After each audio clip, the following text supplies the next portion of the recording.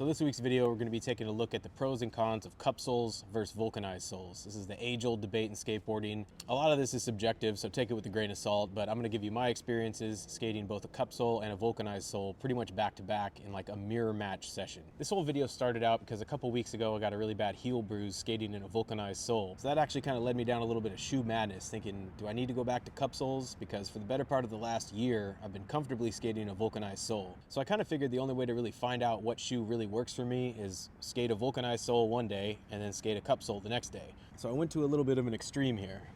We have the Last Resort VM001. VM stands for vulcanized model. And this is a really well-made shoe. Aesthetically, really minimalist, really simple. We'll get into all the pros and cons of both shoes down the line, but for the first session, I'm skating in these. And then to very much contrast that, we went with the most cupsole available, which is the Thiago Lemos NB Numeric 1010. A lot of like older heads swear by it. Reynolds wears this shoe. It's got like the most technology out of any New Balance numeric shoe on the market. I like a really thin, minimalist shoe most of the time, but I also grew up in the era of the puffy shoes, so this isn't like too far of a stretch for me. So we're gonna jump right into it. We're gonna have a session in the Last Resorts, and we'll go over the pros and cons of those, and then I'll show you guys the session I had in these. And I tried to do basically all the same tricks on all the same obstacles, give or take a little variance here and there, but pretty much tried to keep it as controlled as possible. So let's get right into the session with the Last Resorts first.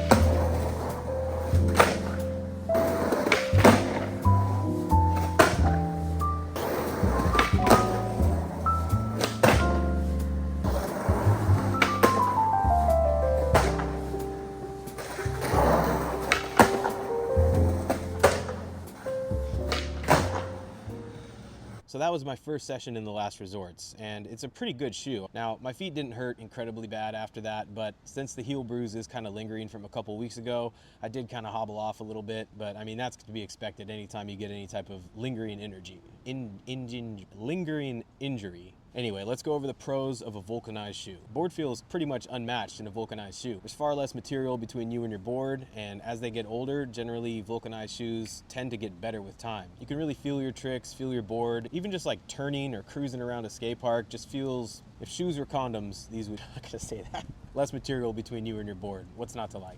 The second pro is they're lightweight. Vulc shoes tend to be made with less materials, meaning they're lighter on your feet, meaning you can lift your legs higher to ollie higher. That is not true at all. But they are a lot lighter and there's less shoe to like get in the way. Which brings me to the next pro is minimalist design.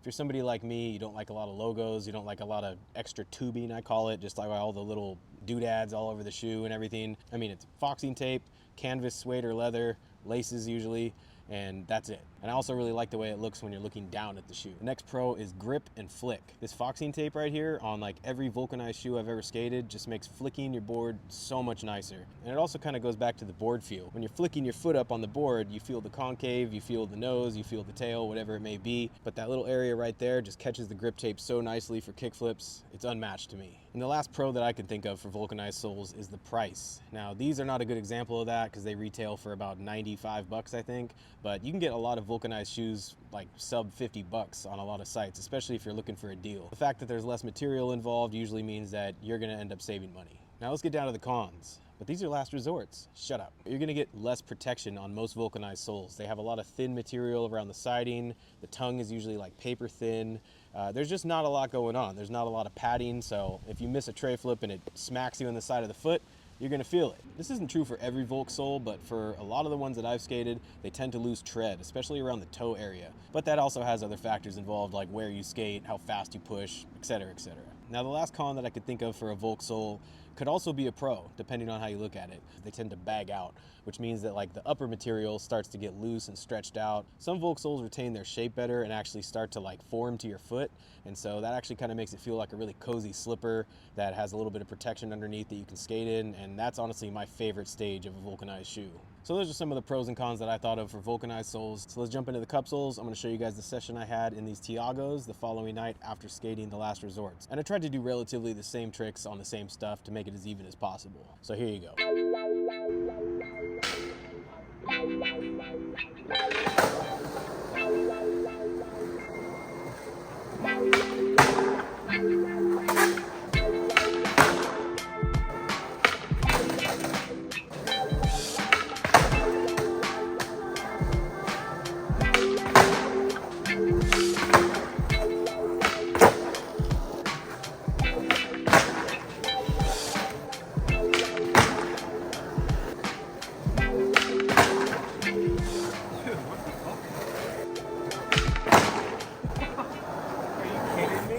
Cupsoles for the win on heel flips. Goddamn.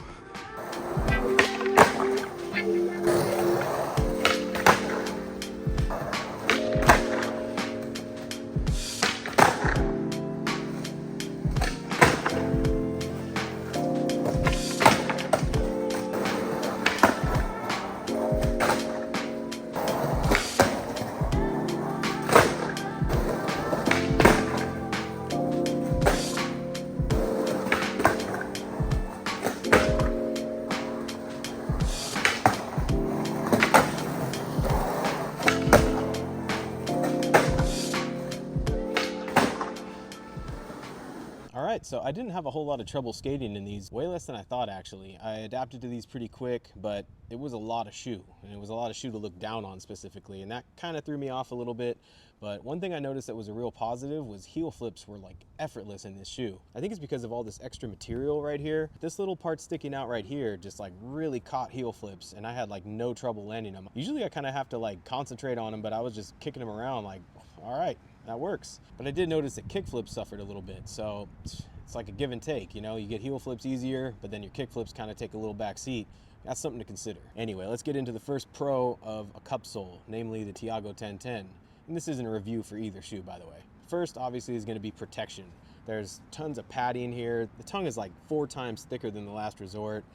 There's just so much technology in this thing. Like if the board smacks you in the toe, you'll feel it a little bit, but nothing near as harsh as if you were wearing a vulcanized sole. Like this thing is just built Ford tough, man. It's a big shoe. But some people really want that protection, so I could say that's definitely a pro for a cupsole. The second pro is going to be cushion and comfort. Cupsoles usually have a midsole, which means you're going to be landing on extra material, which means you're going to feel less impact and you're going to absorb more shock. And that can be really important for some people, especially if you're a jumper or somebody that does a lot of flat ground. I purposely skated more flat ground than I normally do for this little experiment. I really wanted to measure like not only the flick of the shoe, but like when you miss a trick, when you stomp down on the ground, how your feet feel after. And these definitely win in that category. When I was hitting the ground, I was barely feeling it. So you sacrifice a little bit of board feel, but you get a lot more protection. The other pro for these shoes is more technology. Now that could be a con for some people. It kind of is for me. I like a slimmer shoe with just a more minimalist design, but some people really like the teched out look, you know, maybe it goes with your outfit or the way you dress. For me, it felt a little off, but I mean, these aren't too bad. But again, like I said, I grew up during the whole puffy shoe era, so these would have been considered a slim shoe when I was like a teenager. Obviously, I'm a little bit biased towards more minimalist design, and this is all a subjective opinion video, so take it with a grain of salt, but let's get into the cons. So on most cupsoles, there's stitching around the toe, and if you do a lot of flip tricks or even just ollies, that's gonna be the first to go. Usually it's gonna start developing right around here, and then it's gonna work its way up here, and then all the stitching is gonna fall apart, and you're gonna need some shoe glue to put it back together, or just get another pair. And we already kind of went over the less board feel, so I don't really need to point that out as a con. And all cupsoles are different. Some have way more board feel. Of course, not as much as a Volk, but compared to something like this, you're definitely gonna feel your board a little bit less, at least until they're well broken in. Another con is break-in time. I've had these for over a year. I've worn them out around town, you know, a handful of times, so they're already somewhat broken in, but the last resorts, straight out of the box, I was able to skate with no issues. If I'd have just taken these out of the box and put them on, I feel like I would have had a way harder time. You're usually gonna have to spend like a week or two walking around in a cupsole before you're ready to skate it. And the last con is strictly my personal opinion, but aesthetically, this just doesn't really go with a lot of the outfits I have, and just like the way that I like to look on a skateboard, most importantly, what I like to look down on. Now that's not a bad thing to look down on, but it is a mountain of a shoe compared to what I usually skate. So aesthetically, I got to give it to vulcanized soles just because I really like minimalist design. A lot of you guys are going to feel a different way, and I'll actually show you the results of a poll that I took on Instagram and YouTube asking you guys what you like, vulcanized versus cupsole, and the results were pretty interesting. Very similar results for both platforms, so cupsoles for the win. So you guys might be wondering, well, what are you going to skate? I have a vulcanized sole and a cupsole, and they're both perfectly great shoes. And after skating both of them and getting to know both of them, I gotta say, neither one. Yeah, the problem with the last resorts for me was the insole, as comfy it is just walking around, when you're actually skating and doing any kind of flip tricks or stomping the ground in any sort of way, it just doesn't offer me enough protection. The Tiago, as much protection as it offers, doesn't give me enough board feel, and it just feels way too chunky, and just I'm not like a huge fan of the look of it. So I'm going back to a shoe I've already been enjoying, which is the Vans Skate Slip-On, because of this thing. This pop cush insole, and by the way, this is not a sponsored video. Nobody's giving me any money for this. This is strictly just my opinion from me to you guys. The pop cush insole is pretty unbeatable, and you get all the benefit of a very thin, minimalist design with enough impact protection from this thing to do the skating that I like to do, which isn't a lot of jumping or anything like that. If I was hopping down stairs and flying down gaps, I would definitely be in a cupsole. I skated way more flat ground than I've skated in like well over a year for this video, but I had a good time, and since winter's coming up, I'm gonna be skating in that parking garage more often, so I really needed to sort out like what kind of shoes I'm going to be wearing going forward for the winter at least. I'm well aware there's many varieties of cupsoles and vulcanized soles, and I might even go back to skating half cabs or something like that down the line just for the protection on top of your foot and on the sides, as well as the benefit of having a Volk sole. Let me know what kind of shoes you guys are skating. I'm always curious to know what kind of gear people got and what they prefer. There's a link in the description for tactics.com. If you go to that link and spend any money, it helps support the channel, so very much appreciated. Thank you guys so much for the support and for always tuning in. I really appreciate it, and I'm having a great time doing this. Hope you guys are having fun watching. All right, get back to your life. Peace.